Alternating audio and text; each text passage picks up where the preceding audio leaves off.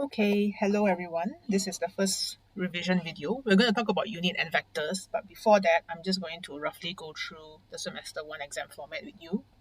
So for semester 1 exam, the important dates are here. All these I've already pushed out into your individual OneNote, yeah, so you can check them. Okay, 30 MCQs and 5 structures. So the total is 80 marks for 2 hours. There will be a practice paper on Tuesday. Okay, answer everything on your own A4 paper. Please don't type your answers because you won't have time. The guidelines and procedures are sent to your email, but in case you need a copy of it, you can double click that icon, the PDF icon. Okay, topics to be included is in this list. I'm doing a revision video, but I noticed that they tend to run a bit long, so I'm chopping them up. That's why it's taking so long. Hopefully, everything will be out by the end of the week. But in the meantime, uh, for deformation, solids, and electric field, you can go to Miss Ellie's videos. Okay, so I might not do those chapters, but I will do the kinematics, dynamics, work energy, power. All right, so this is semester 1 exams. Okay, so in this video, we'll talk about physical quantities and mainly about vectors. Okay, and uncertainties will move on to the second video. Alright, so there are a lot of basic things that I will not cover in this video, like base SI and derived SI units, you should know the difference. Scalar and vector quantities, you should know the difference. Okay, we're also going to talk about prefix conversion, okay, which is included here. I'll give you a table. So normally we use prefix conversion, like for example, distance from the earth to the moon is this amount. When the number is very big or when the number is very small, like for example, this number is very big, right? So we prefer to write it in standard form. Okay, and I noticed during talking to some of you that you have confusion between certain key terms, which I will outline here. Okay, so sometimes the 10 to the power of 8, we prefer to write, for example, in km. Okay, so then it will be 10 to the power of 5 because kilo is 10 to the power of 3. So distance itself is the physical quantity, something that we can measure. D is the symbol, which we always use. All right, magnitude would be 3.84 times 10 to the power of 8. And the 10 to the power of 8, the 10 to the power of 5, the kilo, all of these, my friends, they are prefixes. Learn to use them. Don't move decimal point anymore. Level up. Okay? So like 10 kilo is a symbol for prefix. So 10 to the power of 3. And this prefix, right, you have to be flexible in using them. Okay? And finally, the meter at the back is your unit. And meter, as we all know, is a base SI unit. So I give you just a table of the common prefixes. These are not exhaustive, there are other ones. So if you look at the multiplication factor and the names and the symbol as well. So yeah, if you notice, if you look at it carefully, right, there is a kind of pattern. Okay, so when you go to bigger values besides kilo, everything is uppercasing, and every time you level up by 1000 or 10 to the power of 3. Okay, and when you level down again by 10 to the power of negative 3. The only exception is centi lah. Okay, so that's all. I would say memorize the table or know the table lah. It's like the multiplication table but for physics. Alright, so state 2 SI base quantities besides mass and time. 3. So base quantities, these are physical quantities. So for example, length and current. Do not confuse base quantities with base units. These are not units, okay? You need to talk about quantity. All right. Length, you can, okay, current. So you do not write meter. Do not write ampere. Okay. And the final one would be temperature. So don't write Kelvin. Because all of these are units. So if they ask for units, then you write those. Please read the question. Don't give them this bonus 3 marks. Let it float away. Okay, so for B, you have a radius moving down through air, and you're asked to state the base SI unit for F. So normally we would recall a general equation that we can remember, like F is equal to ma, and the base unit for m is kg. The base unit for acceleration is ms negative 2. Rho is density, so kg meter negative 3, and v is velocity, meter per second. This kind of easy question, very hard to come by. Normally won't happen one. All right, so use the base SI unit that you listed to determine the value of K. So step one, I just want to tell you that I write my density in a slightly different symbol, okay, as you can see there. Okay, and if the equation is valid, the units on the left must be the same as the units on the right. Okay, so I'm just going to just write out the base unit for force, which is kg ms-2 ma, and the base unit of the whole chunk of term on the right, br square rho v to the power of k. So b is unitless, r square is meter square, density is kg per meter cube, and velocity is ms-1, or later I'll convert it to meter per second, so it's easier to simplify, to the power of k. So now we're going to use some indexes or indices. Okay, now in using these indices, what we will do is we will just simplify it. So we have kg in front, and then you will notice that m would be k minus 1 and s would be s to the negative k. And we will compare both base units. They should be equal. So kg ms-2 will be equal to a kg mk-1 and s to the negative k. As you can see, I noticed I made a mistake. All right, you just compare both sides lah, and you will get k is 2. Okay, go try questions. There are many questions like this, both in MCQ and structure. Okay, so we're comparing the indices. Okay, simplifying everything.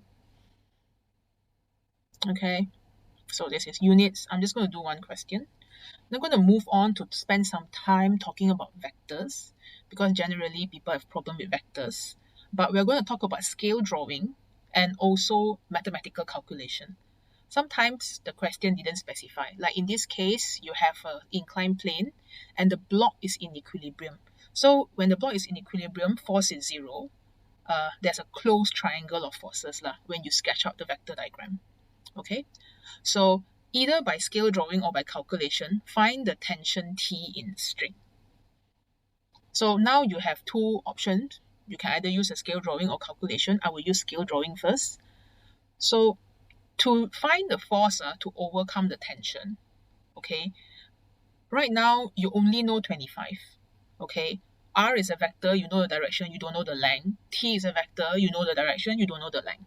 But T is parallel to the slope and R is 90 degree to the slope. That's why R and T is 90 degree. Okay, so I think the first thing I'll do is I'll find the resultant between R and 25. So the resultant between R and 25 should be able to cancel out T. Okay, so R, I'm trying to build a parallelogram because you are asked to draw a scale drawing. So I'm trying to find the resultant between R and 25, and T will have to overcome that resultant. So it should have the same magnitude. So as you can see, I am using OneNote to build a parallelogram by copying the direction of the vectors. So I have done for R. I will repeat again for the 25 Newton. Okay, to construct a parallelogram, something like this.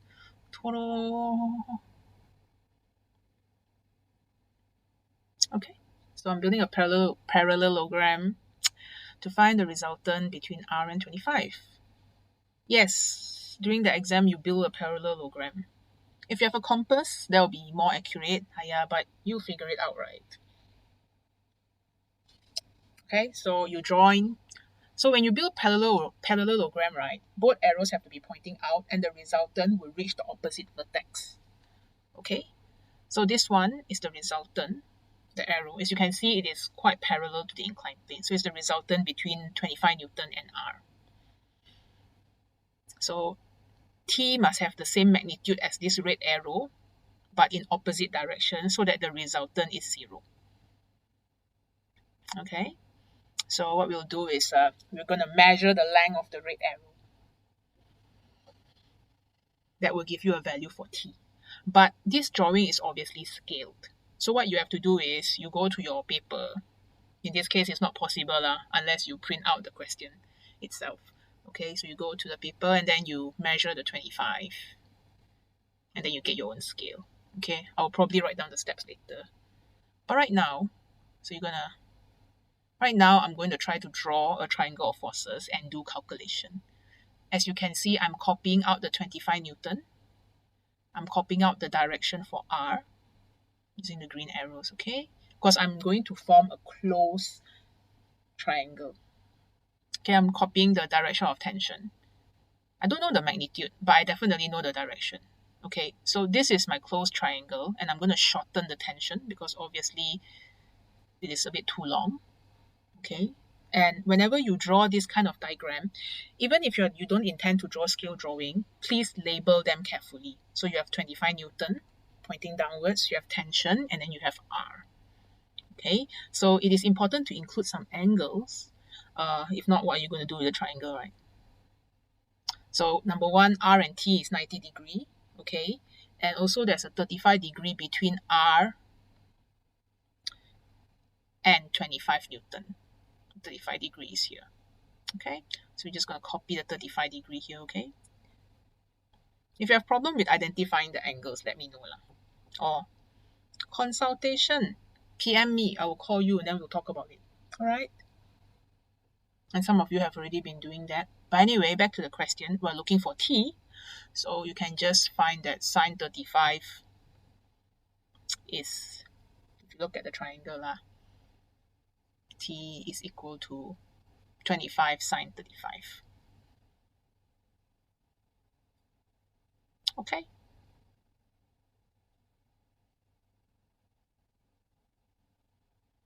And so you press your calculator, you get 14.3 Newton. You might be wondering by scale drawing, how do you do it? So I'm going to list down the steps now, I think. Normally when I record videos, right, I record all the writing and then I record the voiceover. And sometimes I don't remember what I wrote. But eventually we'll reach there.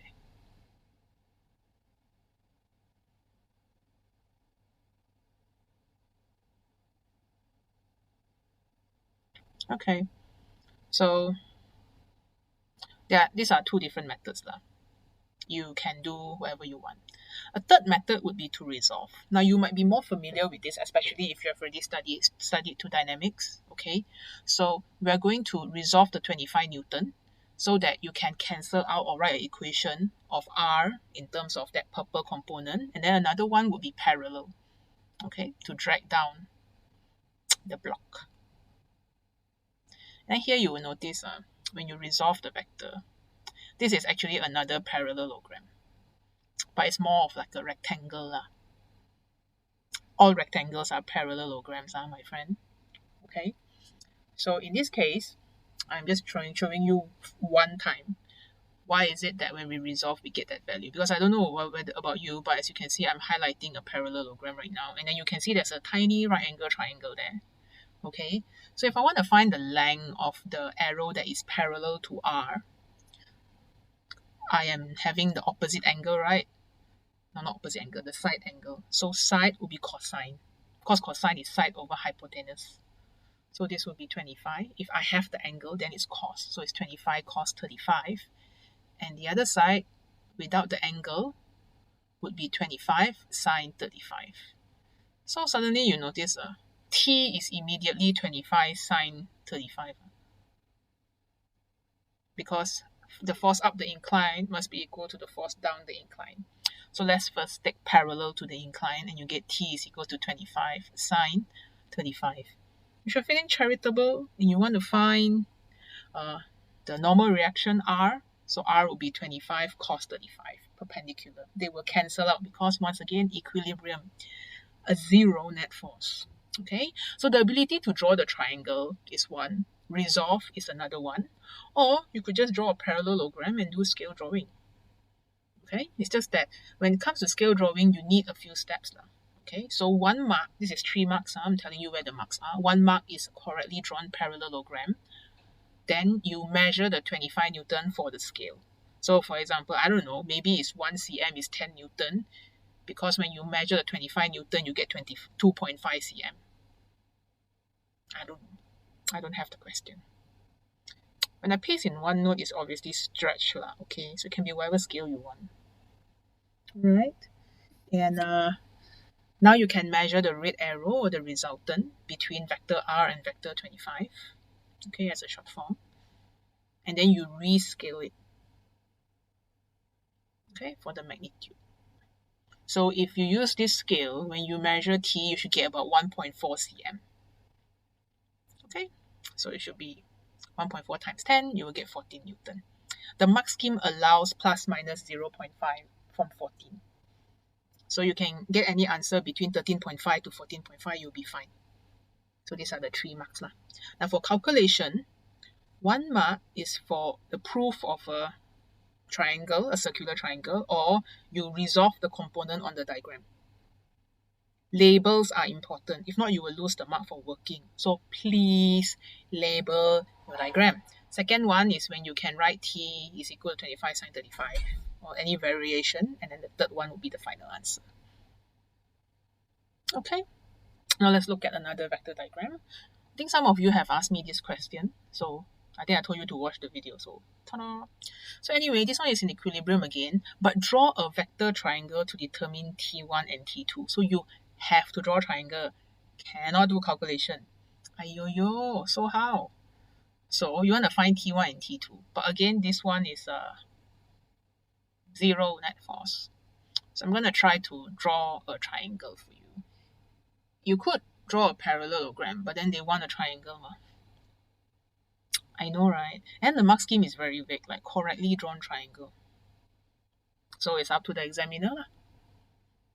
Okay, so I'm going to copy off the direction of the arrows.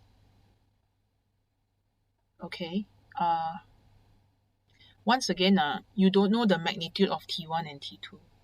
You only know the 7 Newton. You just know the direction of T1 and T2. So I'm just going to copy the 7 Newton first and then shift it to the side so I got space to draw. This one all just agak-agak. It's not accurate one. Okay, so I'm just going to copy the direction of T2. This arrow can be shortened. Okay, so if I want to draw a triangle, what I could do is anywhere I want. So during the actual exam, right, what you can do is you can just extend the line of T2 and then pull down the 7 Newton. This is your triangle already. Okay, so this is your, they just want a triangle. Draw a triangle for them. Okay, so this is your closed triangle, as you can see. The T1 have to be shorter. So this one is your 7 Newton. Okay, T1 is already there for you. T2 is pointing in that direction. The length, you don't know. So this one, you can just assume it's not there. Okay. So during the actual exam, this is what you can do. Use your ruler to extend T2 and then copy down a vertical and then see where they coincide. Okay, then the remaining one you can draw dotted line or you can erase it. Also not a problem. All right. So this is a cyclic triangle. Cyclic triangle. So the resultant is 0. So once again, you measure 7 Newton to determine the scale. I think maybe during the actual exam is 3.5 cm. I don't know. But if they give you a weird scale, you just use it only. So then you use scale to measure T1 and T2, the length of the arrow T1 and T2. So T2 you measure from the vertex of the triangle. Okay. And T1 you also measure just the triangle only, not the whole line. So another method is you can draw T1 and T2 like this. So basically I'm copying out the triangle. And please label 7 Newton, T1 and T2. But whenever you start, right, always write the scale at the side. So maybe when you draw this triangle, you drew 7 Newton vertically downward at 3.5 cm. So which means your scale is 2 Newton is represented by 1 cm. Right, so we're going to write T2 and T1 here. Bring a protractor. So you use your protractor to measure the angle here. I think if you use 180 minus 50 minus 35, you will get that the angle between T1 and T2 is 95, I think. Yep. So use your protractor to measure 95 here. Make sure 7 Newton is vertically downwards. Basically construct this triangle. Protractor and ruler. Okay, so use a ruler to measure T1 and T2 and then apply the scale. So maybe T1 is 2 cm. So then T1 will be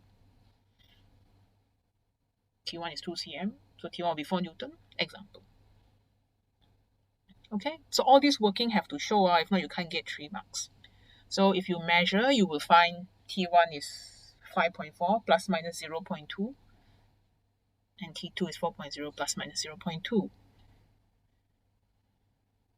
Resolving is not allowed. I know you want to resolve.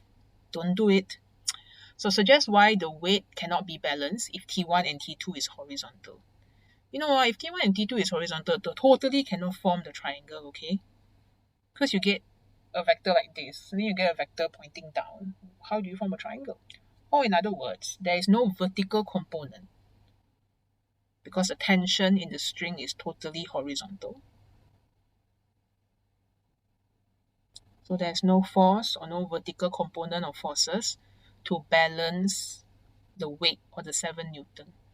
I mean, I'm assuming it's weight. It might not be. It could just be a hand pulling downwards. So to balance the vertical force of 7 Newton. Okay? Right, last one. The speed of the wind is given, speed of the aircraft is given. Show the resultant velocity. So now this is a bit different. It's not an equilibrium situation. It's not like total zero, but we're trying to find what happens when vector W for wind and vector aircraft is added together. So right now, you cannot draw a parallelogram because the vector arrows are pointing towards each other. So I need to move one of the arrow so that they point away from each other. So you can see now I'm moving, I copied the vector for wind and then I move it downwards so that it looks like either a parallelogram, or in this case I'm trying to draw a vector triangle. So in actual exam, what I would suggest that you do is you measure the length of the arrow and extend the same number in cm. Okay, now you're going to join tip to tail method. So the red arrow will be the resultant velocity. Again, trying my best, there will be errors here. So you can see aircraft and wind will be equal to the red arrow. Black plus blue is red. Okay, so red is the resultant. Please label. Normally we also draw a two-headed arrow for resultant lah. Okay, so once the arrow is correctly drawn, to determine the magnitude, what you can do is you can measure, what I'll do is I'll measure the longer length. To decrease percentage uncertainty, measure the longer length. So measure the length of the aircraft vector. Okay, so I don't know how long that arrow is. So once you measure the length of the arrow, follow the question paper. So measure the length of the aircraft vector, and then you use it to determine the scale. So I think you can begin to see some repetition as well. So when you determine the scale use, 250 meter per second would be, let's say, 12 cm. So use ratio lah. And then you rescale the resultant, the red arrow, measure the length of the red arrow, and then you just multiply by that scale. Okay, so that is all for this video. I'll see you in the next one. Bye bye.